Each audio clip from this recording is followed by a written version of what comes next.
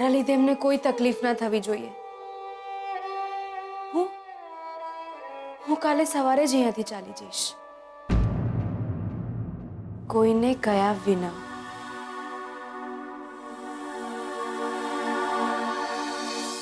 શું કહું તમને? ના, આજે કોઈ ફરિયાદ નથી મને કે મારું સાસરું છોડીને જવું પડ્યું છે. હું એટલી વાતે રાજી છું કે આટલા દિવસ માટે તમે મને સાસરે તો મોકલી. કંકુ પગલાં ઘરમાં આવવાના જ પડતા હોય છે, વિદાય વખતે નહીં. એ ઘરમાં મારા પગલાં રહી ગયા ભગવાન, એ વાતે હું રાજી છું. મારું જવું જરૂરી છે. મારા લીધે એ ઘરમાં કોઈને તકલીફ ના પડવી જોઈએ. અને મને તડકા આપે માથે તો હિંમત પણ આપજે, દુઃખ આપે તો હૈયે ધરપત પણ આપજે. શાસ્ત્રીજી, તમે અહીં? પ્રણામ. ખુશ રહો બેટા.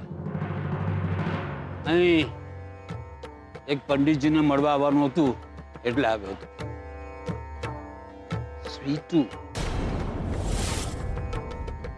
નામ તો ખોટું છે બેટા. તારું સાચું નામ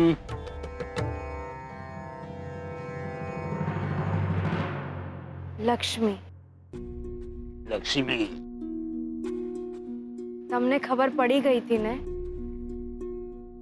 કે હું ખોટું બોલી રહી છું? બેટા, સત્યને છુપાવવું એ જૂઠું નથી હોતું. અને તારા જેવી છોકરી જો જૂઠું બોલે એ કોકના સારા માટે, ભલા માટે બોલતી હશે, એમ જ મારું માનવું છે. ભલે, હું જાઉં. ખુશ રહો.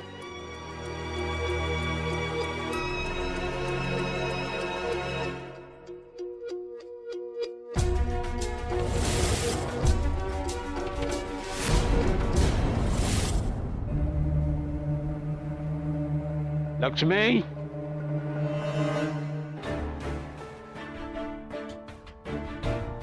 તું શોધનના ઘરે રહે છે ને બેટા?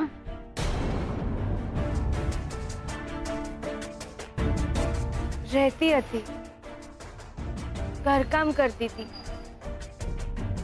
બેનબાની તબિયત બગડી હતી ને એટલે એમની સંભાળ લેતી હતી. શોધનને ઓળખે છે તું?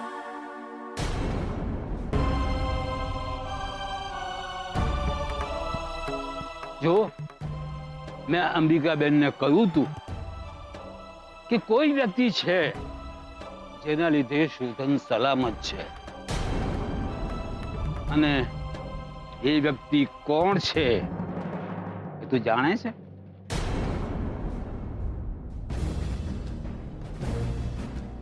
શોધનના માથે કાળનો પડછાયો હતો.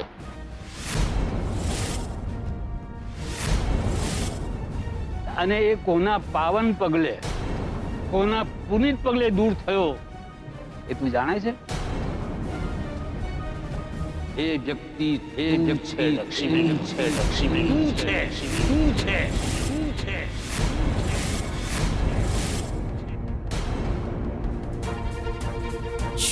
લક્ષ્મી, ક્યારે એવું બન્યું છે કે તે શોધનનો જીવ બચાવ્યો હોય? એકવાર એમનો અકસ્માત થયો હતો અને મેં જ એમને હોસ્પિટલ પહોંચાડ્યા હતા.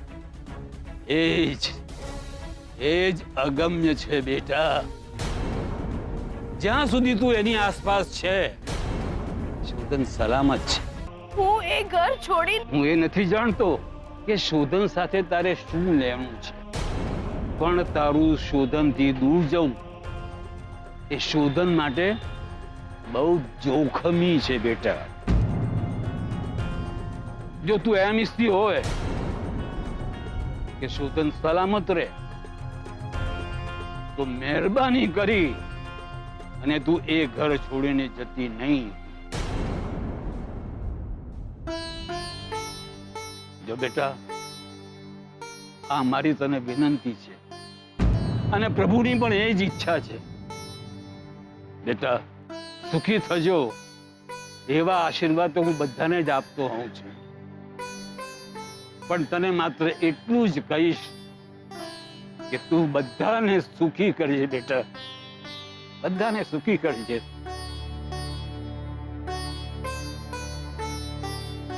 હરિઓમ હરિઓમ. ના બેનબા, બેન તો એમના રૂમમાં પણ નથી અને સવારથી ઘરમાં દેખાયા પણ નથી. એટલે જ તો તમને કહી રહ્યો છું, એમનો સામાન પણ રૂમમાં નથી. અરે પણ થયું શું એને? આમ કોઈને કયા વિના કેમ ચાલી ગઈ? ક્યાં ગઈ હશે? કહ્યું હતું મેં તમને લોકોને કે સવા અજાણી છોકરી ઉપર ભરોસો કરવો ઠીક નથી, પણ નહીં, તમને તો બધાને વાલ ઉભરાય આવ્યો તો એના ઉપર. એ છોકરીનું સાચું નામ, સરનામું પણ આપણે જાણતા નથી. એનો સામાન નહીં, આપણા ઘરમાં ચેક કરો કે બધું ઠીક છે કે નહીં. ઘરેણા, પૈસા બધું જુઓ, જુઓ કે કેટલો હાથ મારીને ગઈ છે. રણજીતભાઈ, એ સારી છોકરી છે. અચ્છા, મને તો ખબર જ નહીં ને કે રાત માથા પર લઈને ભાગી જનારા લોકો સારા ઘરના હશે. એક વાત માનો મારી, પોલીસ કમ્પ્લેન કરો. રણજીતભાઈ, ના ના, બાકી પછી એવું ન થાય કે એ છોકરીના કારણે આપણે બધા જ મુસીબતમાં મુકાઈ જઈએ. હું કહું છું, પોલીસમાં જાણ કરીને કહી દો કે નોકરાણી પૈસા લઈને ભાગી ગઈ છે. મારું માનો. ઉભા રહો, હું જ ફોન કરું છું. રણજીતભાઈ, કોઈ જરૂર નથી. ક્યાં ચાલી ગઈ હતી તું? કોઈને કીધા વગર? કેટલી ચિંતા થતી હતી તારી દીકરા. બેનબા, આજે સવારે વહેલી આરતી હતી એટલે હું મંદિરે ગઈ હતી અને મેં વિચાર્યું બધા સૂઈ ગયા છે તો શું કામ ઉઠાડું ને બધાને નકામા, એટલા માટે. અચ્છા, એટલે તું આ તારા સામાનનો થેલો લઈને આરતી કરવા ગઈ હતી? ફાટી ગયો હતો મારો થેલો એટલે મેં વિચાર્યું કે આવતા આવતા સંધાવીને આવું.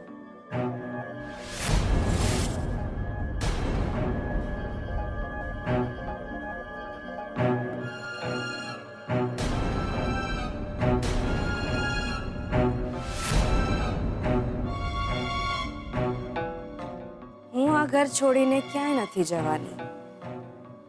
રણજીતભાઈ, બેનબા, હવે તમે કોઈ ચિંતા ના કરો. હવે હું આવી ગઈ છું ને, હવે તમે આરામ કરો. રસોઈ હું જ બનાવીશ. તારી કેટલી ચિંતા થતી હતી દીકરા. ખબર નહીં, મને એમ લાગ્યું કે મારા પરિવારથી કોઈ દૂર થઈ ગયું. બેનબા, હવે આવી ભૂલ કોઈ દિવસ નહીં થાય. હવે તમે આરામ કરો. હું એ નથી જાણતો કે શોધન સાથે તારે શું લેવાનું છે, પણ તારું શોધનથી દૂર જવું એ શોધન માટે બહુ જોખમી છે બેટા. જો તું એમ ઈચ્છતી હોય કે શોધન સલામત રહે તો મહેરબાની કરી અને તું એ ઘર છોડીને જતી નહીં. શું કરું, શું કરું? હું ઘર છોડીને જઈ નથી શકતી અને અહીંયા રહીશ તો પાછા આવી ગયા?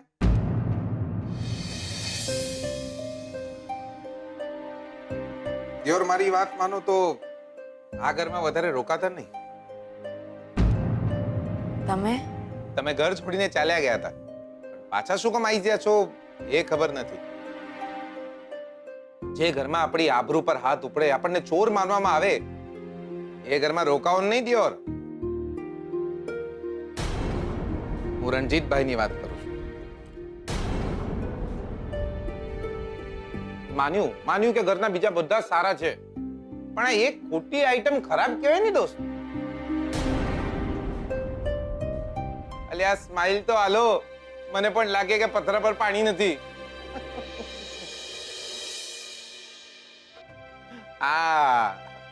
ડિયર, જો તમને ખોટું ના લાગે તો એક વાત કહું, પણ ખોટું નહીં લગાડું, હા? રિસાઈ નહીં જવાનું. શું છે, રિસાઈ ગયેલી છોકરીઓનું મોઢું જોઉં છું ને મને હસવું આવી જાય છે. જો તમે મને દૂરનો ભાઈબંધ પણ માનતા હો ને તો ખોટું ના લગાડતા, રિસાઈ ના જતા. ડિયર, હું તમારી કઈ મદદ કરી શકું? ના ના, એટલે રોટલી શેકવામાં કે શાક વઘારવામાં નહીં. આપણે પૈસા આલી શકીએ જો તમને જરૂર હોય તો. નહીં નહીં નહીં નહીં નહીં, બકા બકા બકા ખોટું ના લગાડતા, રિસાઈ નહીં જતા.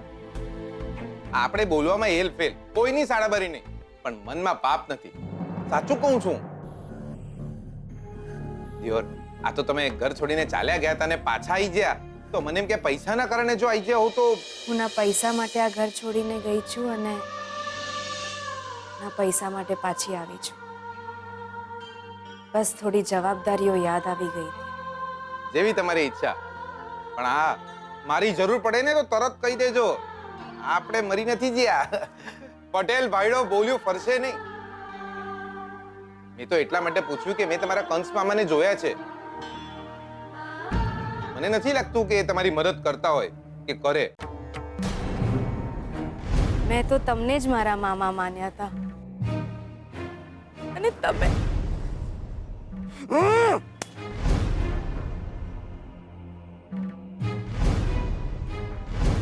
11 કરોડની વારસદાર છે અક્કર્મી.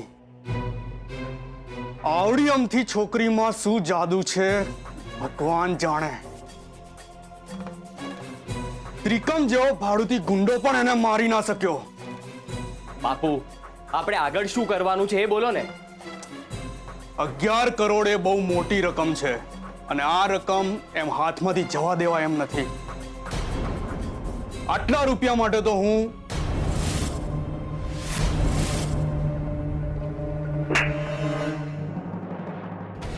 તને કહીશ અને તું તારી વહુને બધું ભસી નાખીશ. બાપુ, સુજાતા તો સવારે જ પિયર ગઈ. ઓહ, તારી માં પણ ઘરે નથી અને તારી વહુ પણ. આનાથી વધુ સારો મોકો આપણને મળશે નહીં.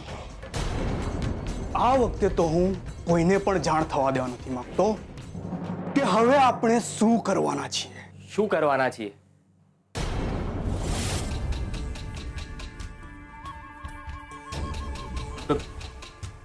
પિસ્તોલ? દેશી છે પણ પેલી અક્કર્મીને મારવા માટે પૂરતી છે. બાપુ, બાપુ, તમે લક્ષ્મીને... આટલી રકમ માટે તો હું તને ઉડાવી શકું છું. આ તો લક્ષ્મી છે. એક કામ કર, શહેર જવાની તૈયારી કર.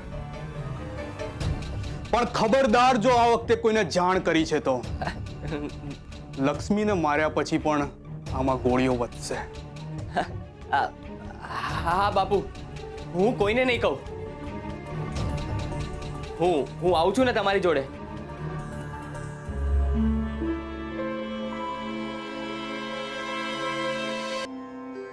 શાસ્ત્રીજી, આપ અમારે ઘરે પધાર્યા, અમને ખૂબ જ આનંદ થયો. આપની મહેમાનગતિ કરવાનો અમને મોકો આપ્યો. હરિઓમ. આમ તો મારે વડોદરા આવવાનું બહુ ઓછું થતું હોય છે, પણ આ તો એક પંડિતજીને મળવાનું હતું એટલે આવવું પડ્યું. ધર્મનું કામ હતું. પછી થયું કે અહીં સુધી આવો જ છું તો તમને બધાને મળતો જાઉં, દર્શન કરતો જાઉં તમારા બધાને. સારું કર્યું આપ અહીં આવ્યા. હવે આવ્યા છો તો થોડા દિવસ રોકાઈ જાઓ. કોઈ અગવડતા નહીં પડવા દઈએ. અરે હું તો ભાવ જોઈને આવું છું, સગવડ જોઈને નહીં. આપ જમીને જશો ને?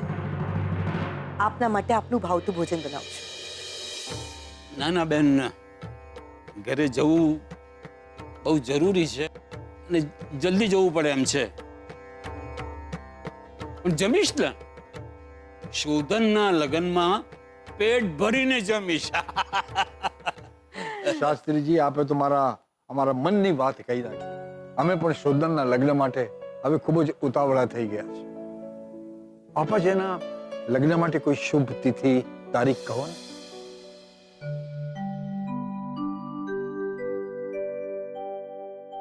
આમ તો શ્રુતિ અને શોધનના લગ્નમાં મને કોઈ વિઘ્ન દેખાતું નથી. શુભસ્ય શીઘ્રમ. 1.5-2 મહિના પછી ઘણા બધા સારા મુહૂર્ત છે. હું તમને તિથિ ને તારીખ જણાવી દઉં છું. તમને યોગ્ય લાગે એમ કરજો. મરગનભાઈ, બને તો શ્રુતિ અને શોધનના લગ્ન વખતે ગણેશ સ્થાપના સ્વીટુના હાથે જ કરાવજો. સ્વીટુના હાથે ગણેશ સ્થાપના?